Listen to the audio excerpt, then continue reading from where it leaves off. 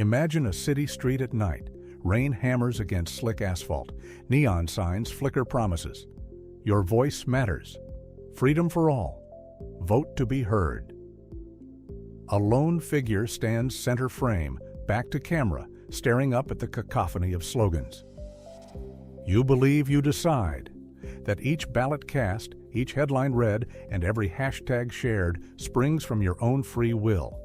But what if the choice you cherish most is no more than a carefully orchestrated performance? The shot pulls tight on the figure's hand, clutching a crumpled campaign leaflet. We hear muffled applause and the distant roar of a crowd, yet there's tension in the silence. In modern democracy, we're told we hold power, that the government serves at our pleasure and true authority lies with the people. Yet so often, the stage is set long before we ever step into the spotlight. Cut to a rapid montage, cheering faces under a glittering dome, ballots sliding into boxes, news anchors intoning corporate slogans, data mining servers humming in fluorescent corridors. Are we choosing, or are we simply following cues? Whose hands pull the strings hidden behind the curtain of campaign rallies and televised debates? And above all, when did democracy become a play, and we, its unwitting actors? Silence. Rain continues. The figure unfolds the leaflet.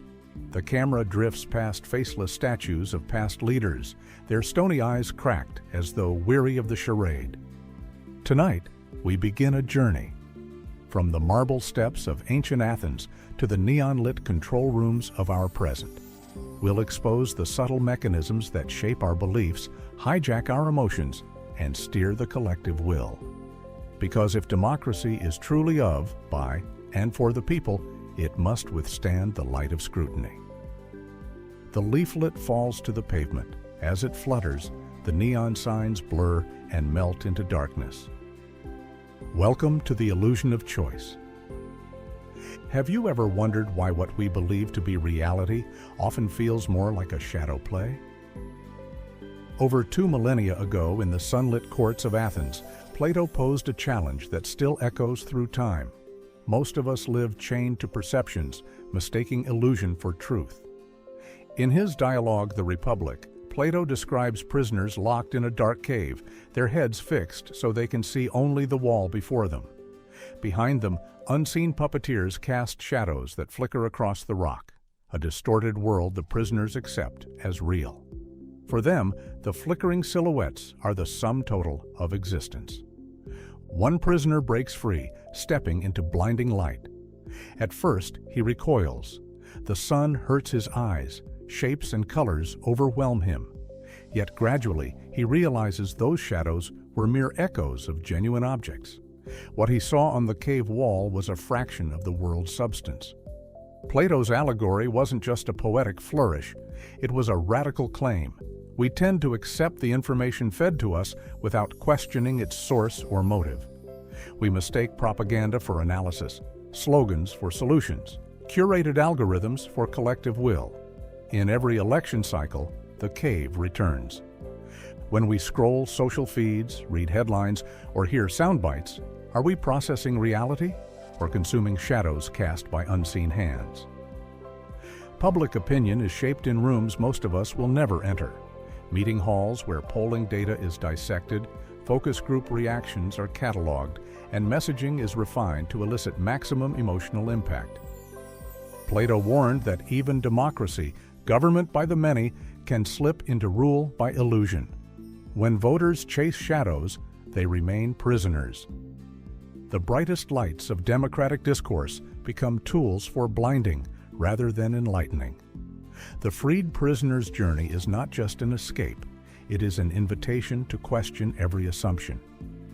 He taught that genuine knowledge demands courage, the willingness to step away from comfort, to endure confusion, and to seek the sunlit world beyond mere appearances. It is a process of awakening, of trading certainty for inquiry, of replacing passive reception with active scrutiny.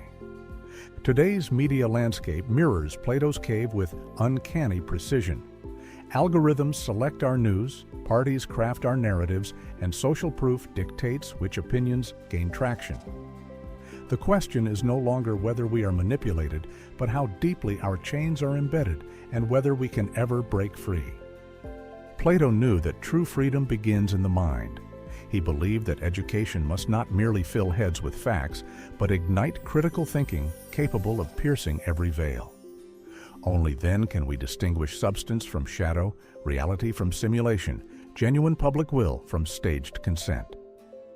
As we leave Plato's cave behind, we carry his warning forward. The seen world may be seductive, but it is the unseen forces that demand our vigilance. Before declaring democracy healthy, we must ask whether it empowers citizens or merely entertains them with illusions.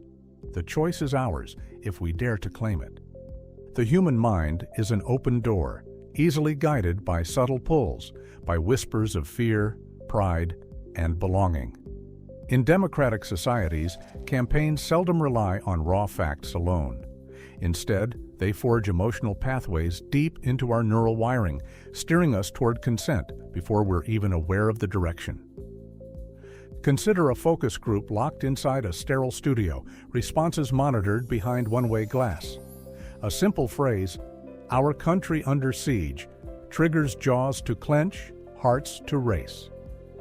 Switch to another slogan, "Together we rise," and watch shoulders relax, smiles bloom.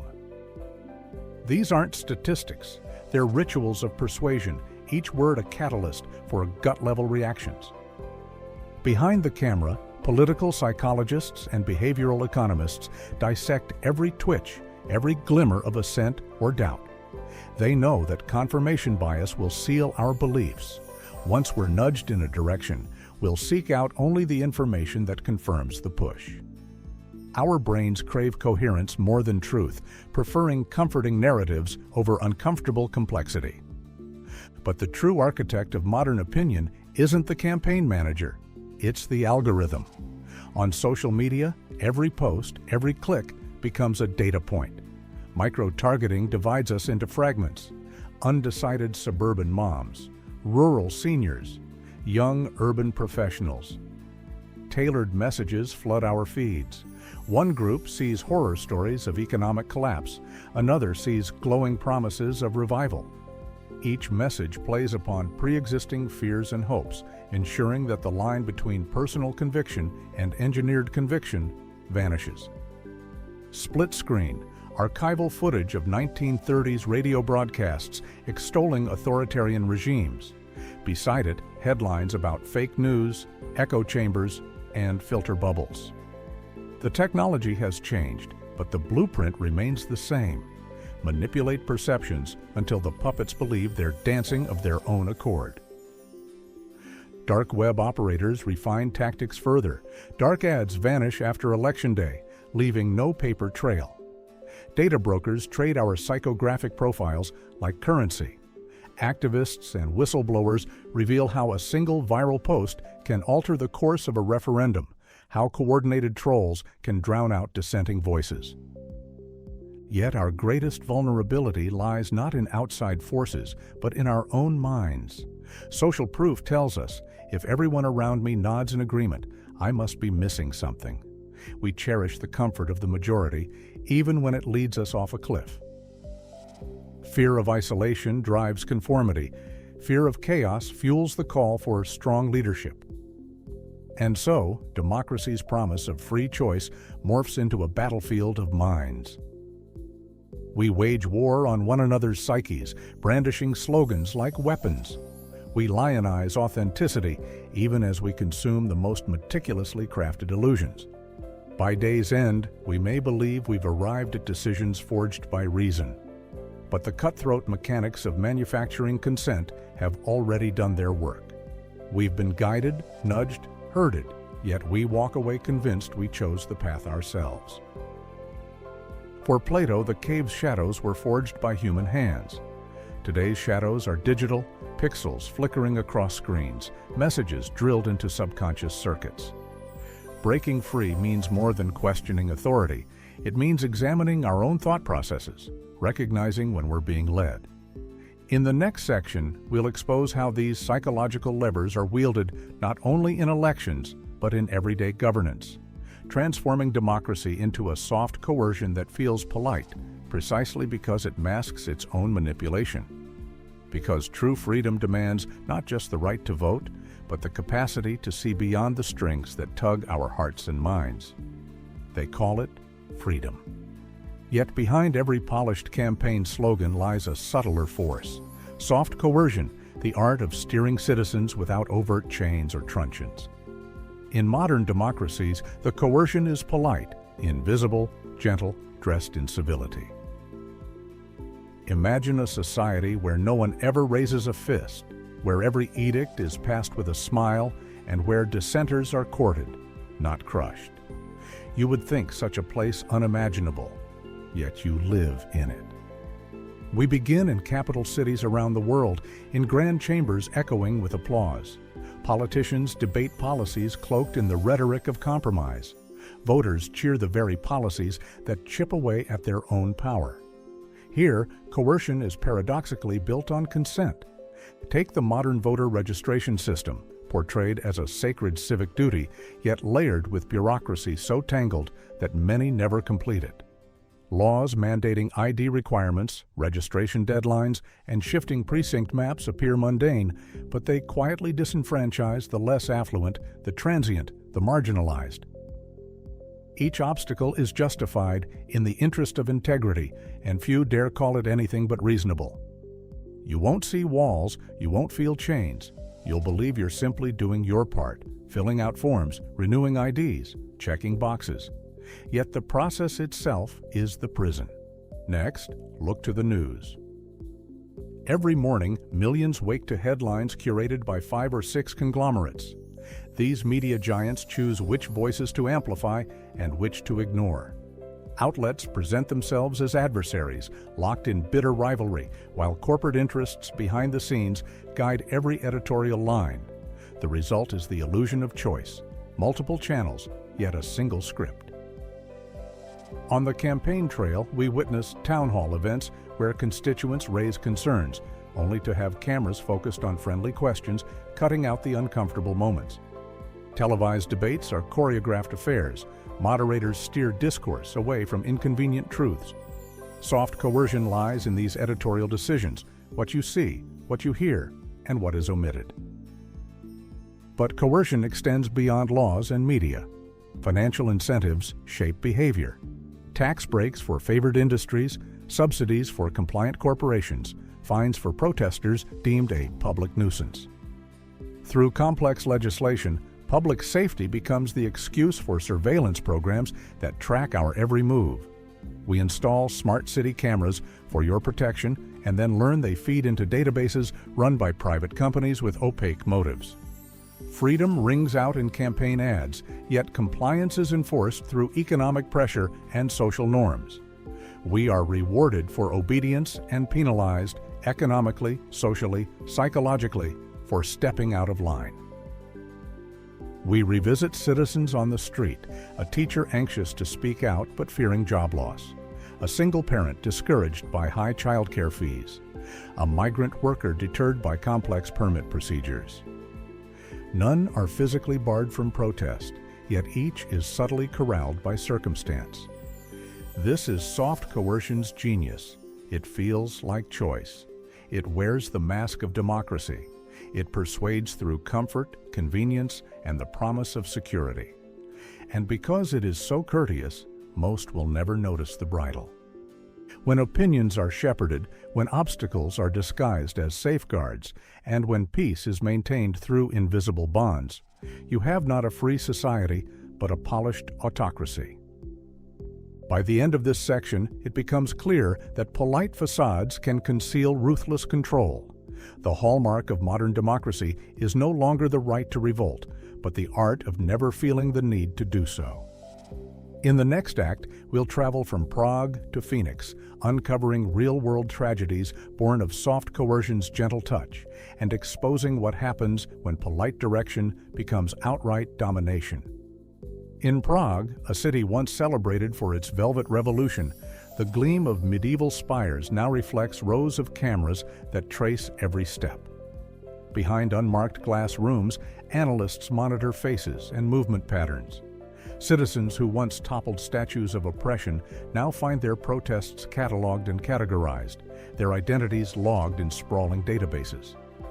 Subtle algorithms flag suspicious gatherings before placards even appear, and activists discover their social media profiles purged without explanation.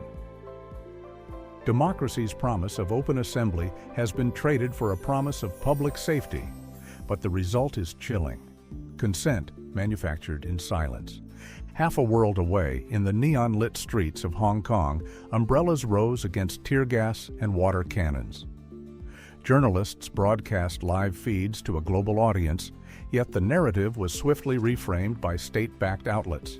Conversations about autonomy became conversations about foreign interference. Protesters found themselves blacklisted from jobs, their credit scores docked by banks under pressure to comply with new regulations. The right to speak out became conditional, and each viral video of defiance was answered with a new edict restricting digital speech. What began as a movement for genuine representation morphed into a cautionary tale. When democracy masks structural coercion, truth becomes the first casualty. In Phoenix, state of emergency declarations have become routine. Wildfire smoke close to the horizon, or a spike in heat-related hospitalizations, any pretext will suffice to invoke special powers. Authorities impose curfews, mandate evacuations, and authorize drones to patrol suburban neighborhoods. Though framed as temporary measures, these controls persist long after the crisis has peaked. Neighborhood block parties require permits. Open-air gatherings demand insurance certificates. A parent carrying a petition can be stopped and questioned for loitering. Beneath the surface of democratic governance lies a system that uses its own rules to constrict freedoms. Across these cities, patterns emerge. Surveillance technologies proliferate in the name of public health. Electoral reforms promising transparency end up centralizing control over voter rolls. Civic platforms that once facilitated debate are absorbed by tech conglomerates whose algorithms prioritize compliance over criticism. Soft coercion becomes hard reality. People voluntarily install tracking apps, sign away data rights, and vote for candidates promising protection in exchange for passive consent. The human cost is profound. Trust erodes as neighbors suspect one another of betrayal. Journalists self-censor to avoid blacklists. Lawyers hesitate to defend dissidents. A generation grows up believing that debate must always stay within sanctioned boundaries, that true dissent is synonymous with danger. Democracy, once a vision of popular empowerment, has evolved into a system that polices its own promise. These consequences are neither inevitable nor irreversible. But recognizing the pattern, from Prague's watchful eyes to Phoenix's emergency edicts, is the first step toward reclaiming genuine agency. When consent is manufactured, resistance must begin in awareness. Only by exposing these modern examples can we understand how polite coercion crystallizes into real-world domination, and begin to dismantle the mechanisms that uphold it. Our journey began in darkness, where shadows danced on cold stone walls, shadows we accepted as the whole of reality. We traced those flickers from ancient Athens through modern control rooms, watched them morph into digital propaganda, and examined how polite coercion steers our lives with velvet gloves over iron fists. Now the question remains: is escape possible? Plato's freed prisoner once recoiled at the blinding sun, hesitant to abandon the only world he knew. Yet step by step, his eyes adjusted.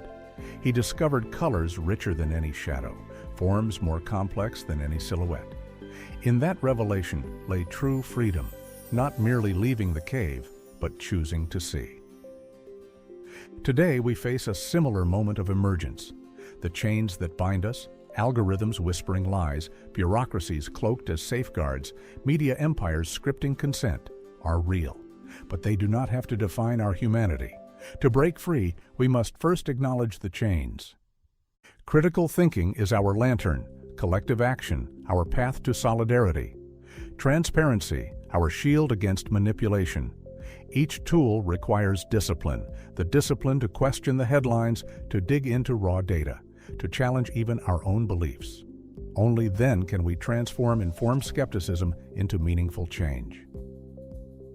Imagine communities holding open assemblies on digital platforms that reject paywalls and opaque moderation. Picture local councils where budgets and policies are drafted in public forums, accessible to anyone with a curiosity and a willingness to listen. Envision journalists funded by community grants rather than corporate coffers, free to investigate without fear of retaliation. These are not utopian dreams, but practical blueprints already in motion. Grassroots projects from Latin America to Scandinavia pilot deliberative democracy models. Open-source election audits in Europe and the US shine sunlight into processes once shrouded in secrecy. Citizen-run media outlets prove that truth need not be a commodity sold to the highest bidder. Freedom's light demands vigilance. It flickers where power seeks darkness. Every time we accept passive compliance, every time we shrug off a bureaucratic inconvenience, we risk stepping back into the cave. But each act of courage, sharing an unfiltered story, demanding clarity on data collection, supporting independent watchdogs, blows wind through the cave's entrance, widening cracks in its walls.